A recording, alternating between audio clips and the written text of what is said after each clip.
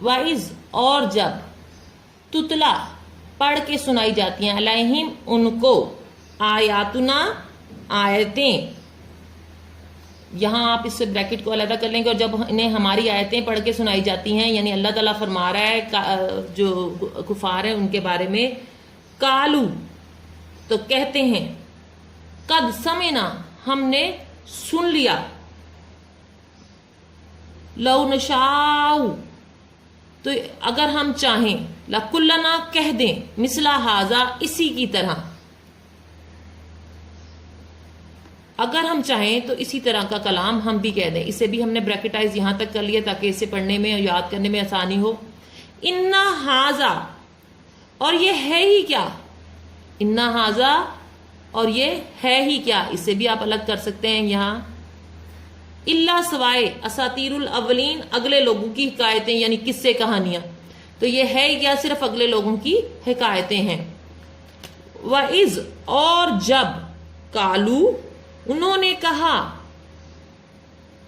اللہم اے اللہ، ان اگر کانا ہے ھذا یہ هو الحق کا برحق، اور انہوں نے کہا کہ اگر یہ اللہ یہ برحق ہے، من اندی کا تیری طرف سے، ٹھیک ہے، یہاں تک آپ اسے بریکٹائز کر لیجئے تو یہ جملہ مکمل ہو جائے گا. اور انہوں نے کہا کہ اے خدا اگر یہ تیری طرف سے برحق ہے، فَأَمْتَرْ عَلَيْنَا تو ہم پر برسا، فَأَمْتَرْ عَلَيْنَا تو ہم پر برسا، حجارتن پتھر، من السماء آسمان سے. یہاں پہ آپ اسے بریکٹ لگا لیجئے، تو ہم پر آسمان سے پتھر برسا، یا پھر یہاں پہ اویتنا ہم، یا پھر بھیج دے، بھی عذابن عذاب، علیم دردناک. اور یہاں پہ وہ دوبارہ جو ہے یہ ان کی سرکشی کا انداز ہے کہ وہ اللہ تعالیٰ کو ایک چیلنج کر رہے ہیں ایک طرح سے کہ اگر یہ جو ہے تیری طرف سے برحق ہے تو ہم پہ پتھر برسا، یا پھر کوئی اور تکلیف دینے والا عذاب بھیج دے. اب اللہ اس کا جواب دیتے ہوئے فرما رہے ہیں، وما کان اللہ اور اللہ ایسا نہ تھا، لیعذبہم کہ انہیں عذاب دیتا، وانت فیہم جبکہ آپ اس میں ان میں تھے.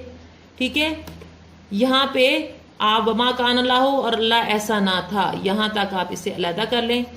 لیعذبہم کہ انہیں عذاب دیتا، وانت فیہم جب تک کہ آپ ان میں تھے.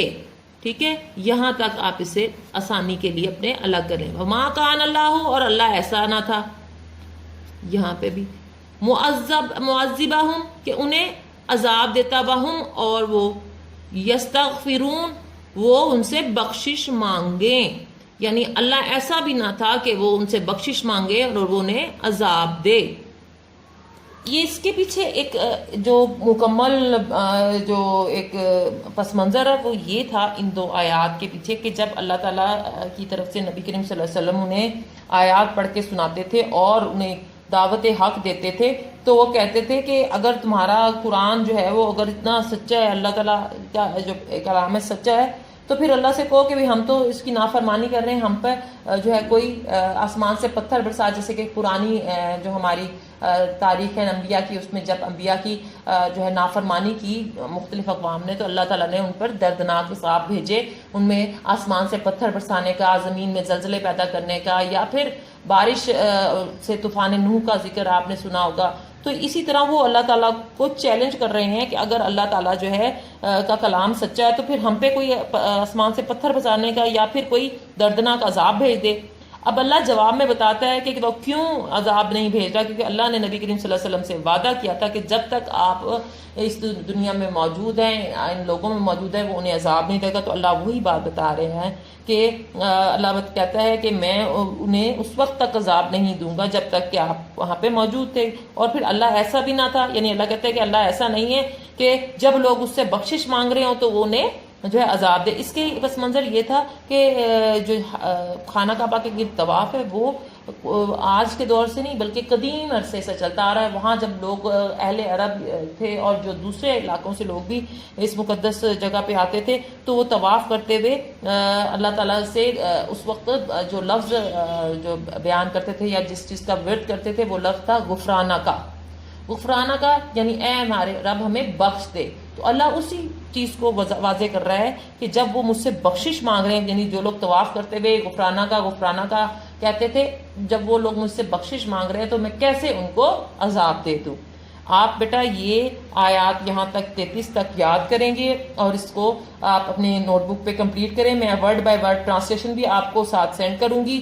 آپ جو ہے اس سے اپنے ورڈز کے اوپر لکھ لیں گے جیسے کہ ہم پریویسلی لکھتے تھے.